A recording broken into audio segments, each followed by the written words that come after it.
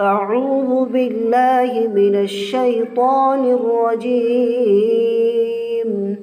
بسم الله الرحمن الرحيم الحمد لله رب العالمين الرحمن الرحيم مالك يوم الدين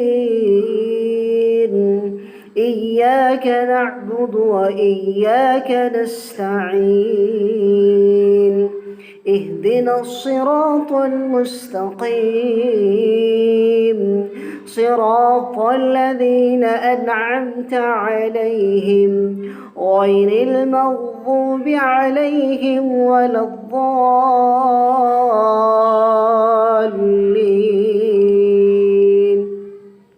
दोस्तों, ये रही मेरी सूरह फातिहा की वीडियो।